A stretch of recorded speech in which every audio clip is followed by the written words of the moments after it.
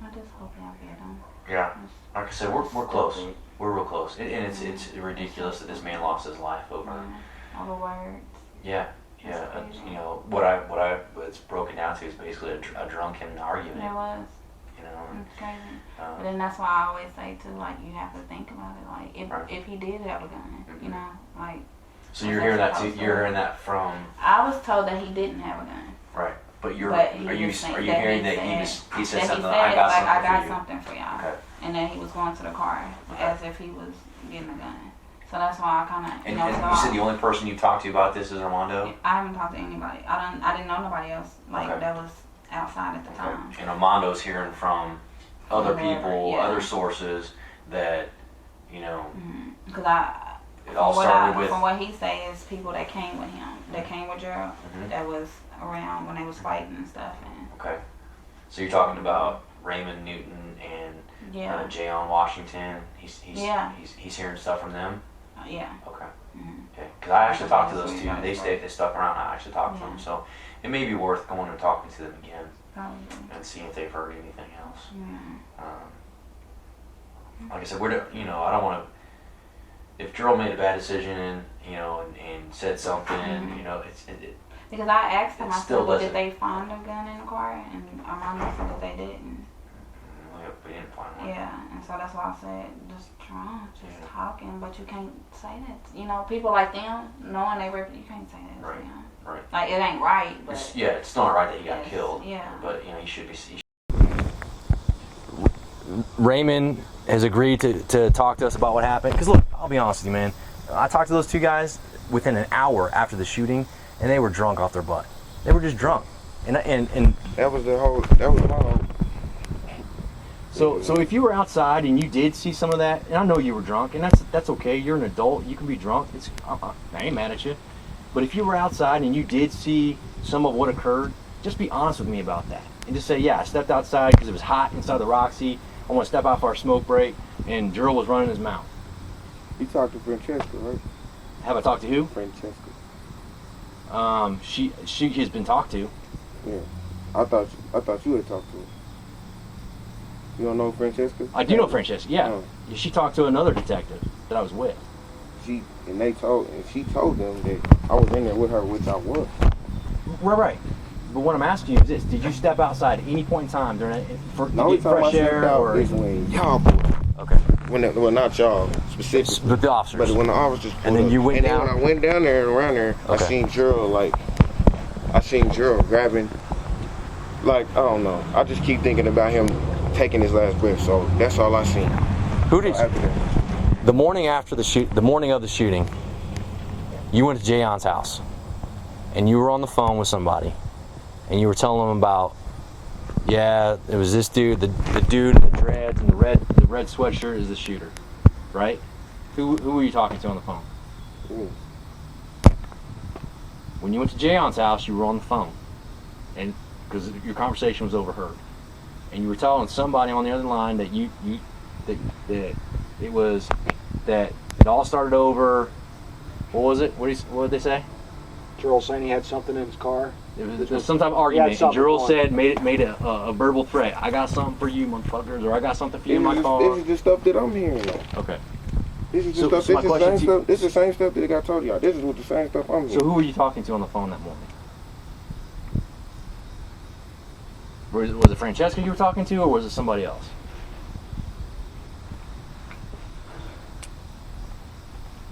The only person that got talked to about that I said that to, but that's the same story that got told to me. These is coming from Jayon.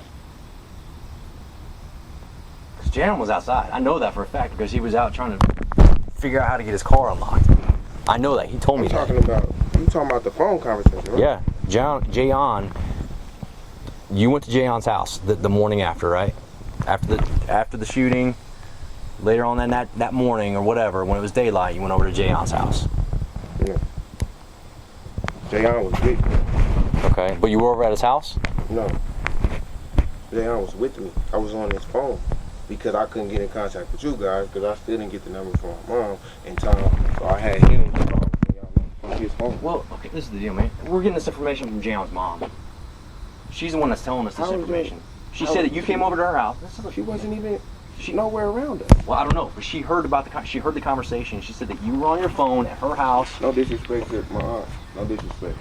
But she's no not trying to disrespect get you in no trouble. disrespect to her. No, I'm not worried about that because I haven't did anything. Right, absolutely not. You know what I mean? I haven't did nothing.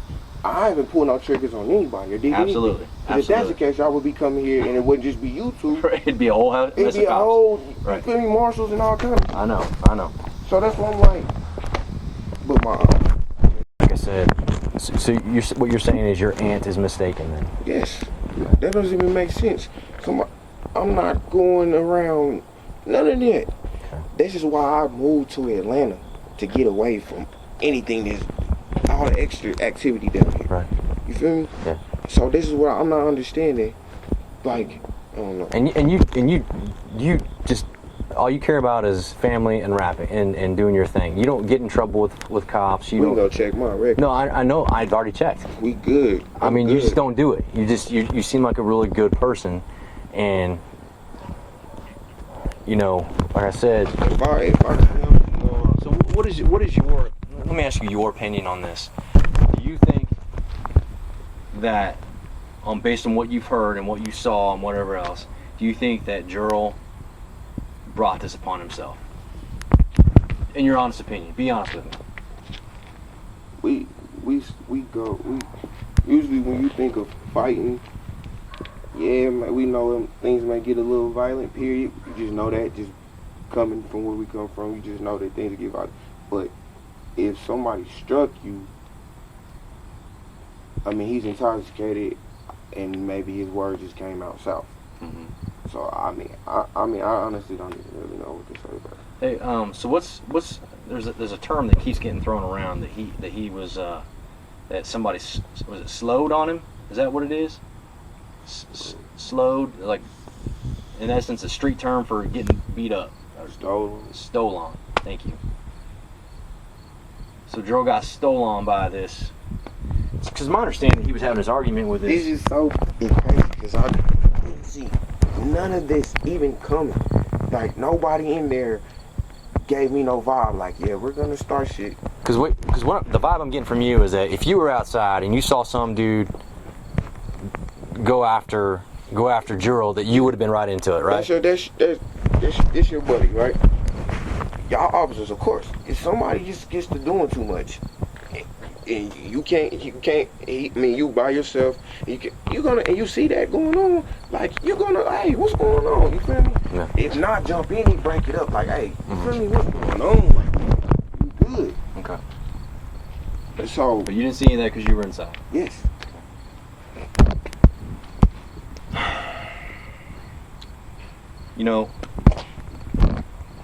I know a lot of times people from the Missouri side don't necessarily correspond and communicate with people on the Kansas side. I got that.